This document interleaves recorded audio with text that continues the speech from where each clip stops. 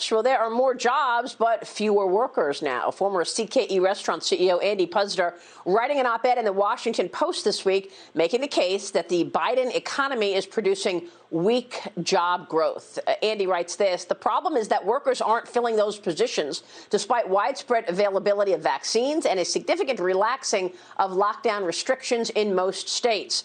Andy joins me right now. He is the former CEO of CKE Restaurants and Second Vote Advisors board member. Andy Puzder, good to see you this morning. Thank you for being here. I want to get your thoughts on the jobs market. So you had the federal unemployment extended benefits, $300 a week. Then you had the child credit, another $300 a week. And then you have people seeing that they have a different life and a different approach to their job after this year that forced them to make change. What are your thoughts on what's taking place now in the jobs market? Well, I think right now what the biggest impact is from paying people not to work. You know, in case there are progressive economists listening, I want to say if you pay people not to work, they're probably not going to work.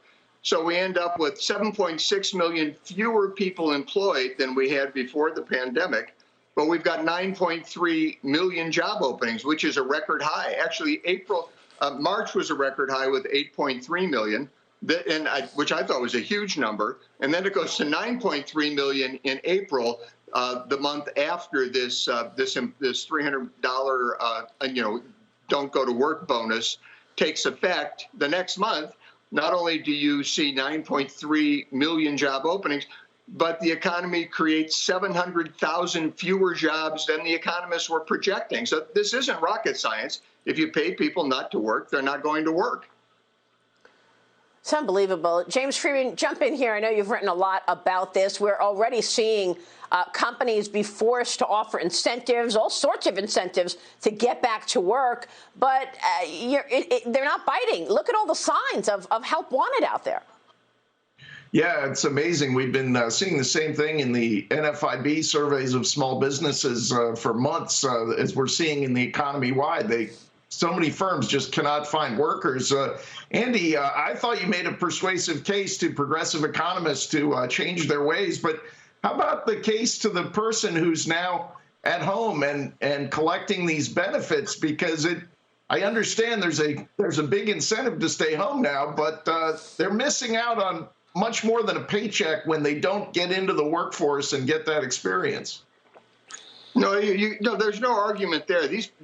It's important that people get back to work, and it's not just important for the economy. It's important for the individuals. But you have to remember there was just, in fact, the Journal just had an article, had an editorial discussing a study by Casey Mulligan and Steve Moore that showed in about 20 states you could earn $25 an hour just staying home.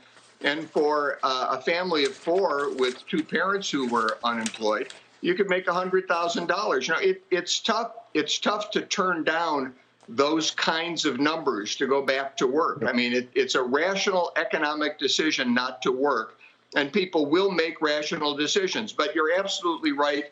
We've got a whole group of people, particularly young people, that lost a year of their careers, that lost a year of building their futures. Yeah. We need to get them back into the workforce. And with these employment bonuses, it's just not going to happen. Well, another issue affecting growth, Andy, as you know, is inflation. Chipotle raised menu prices as much as 4% to offset increased employee wages. What's your take on what increases will stick and what won't? Another good story in the Journal today, which prices are rising and staying that way. Talking about inflation heating up across the country, we had the CPI out yesterday, up 5% in May from a year earlier. But this piece goes into some of the changes in prices that we'll see that are transitory, such as airfares, restaurants, women's suits, reflecting a return back to normalizing. But there are other things that may stick for longer than just a period, like restaurants, prices for meals at full-service establishments up in May. What's your take on where we are in terms of restaurants raising menu prices?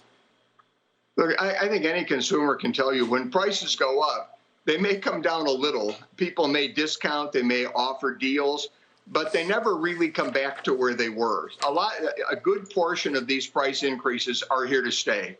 And that's always what happens when we experience this kind of inflation.